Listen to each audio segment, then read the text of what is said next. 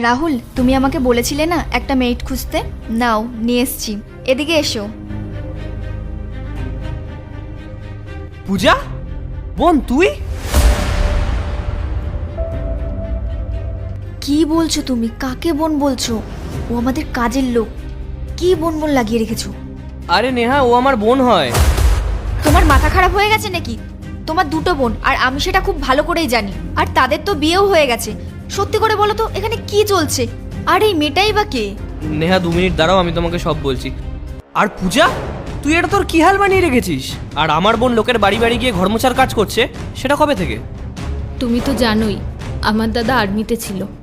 বর্ডারে যুদ্ধ করতে করতে দেশের জন্য শহীদ হয়ে গেছে। আর ওনার চলে যাওয়ার পরে বৌদি এমন রূপ দেখালো যেটা কেউ ভাবতেও পারেনি। কেন? কি করেছেন উনি?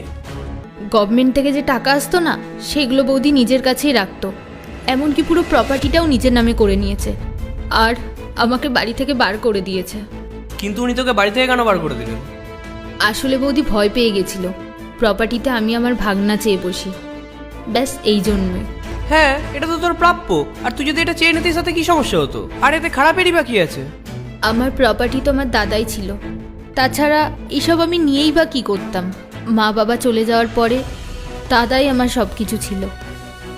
দাদা চলে যাওয়ার পরে না, আমার সব কিছু শেষ হয়ে গেল। এত কিছু হয়ে গেল আর তুই আমাকে একবারও জানানোরও প্রয়োজন বোধ করিসনি। ভেবেছিলাম আমি, কিন্তু যেখানে আমার নিজের লোকেরাই আমার সঙ্গ দেয়নি, সেখানে আমি তোমার থেকে কি আশা করতাম? এটা তুই কি বললি বোন? তুই তো জানিস তো দাদা আমার কত ভালো বন্ধু ছিল। ওকে আমি কথা দিয়েছিলাম যে ওর ফ্যামিলির খেয়াল রাখবো আমি। কিন্তু তুই চিন্তা করিস না, আজ থেকে তুই আমাদের সাথে আমাদের বাড়িতেই থাকবি। রাহুল, এক মিনিট। এটা কি তোমার সেই বন্ধুটার বোন যে বর্ডারে শহীদ হয়েছিল? হ্যাঁ নেহা, ও রনিতেরই বোন।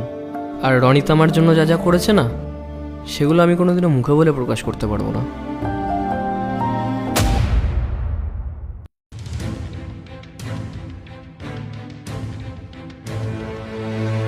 কি রে, তুই এত মন খারাপ করে বসে আছিস কেন? কি হয়েছে বল। আর এই আর কি বলবো, কলেজের ফিস দিতে হবে। আর এখন আমার কাছে টাকা নেই। মনে হচ্ছে না আমি কলেজের ফিসটা দিতে পারবো বলে। তাই এখন ভাবছি একটা ছোটোখাটো চাকরি যদি করতে পারি। আরে ইয়ার, তুই কি পাগল হয়ে গেছিস নাকি? কি সব কথাবার্তা বলছিস? এত ইন্টেলিজেন্ট বন্ধু আমার, সে কিনা কলেজ ছেড়ে দেওয়ার কথা বলছে। এই নে, এটা নিয়ে নিজের কলেজের ফিস ভর। এতগুলো টাকা? এতগুলো টাকা তুই কোথা থেকে পেলি? আরে ভাই, তুই তো জানিস আমার ছোটবেলা। পার্ট 2 দেখতে সাবস্ক্রাইব করো ভেলকু 78M।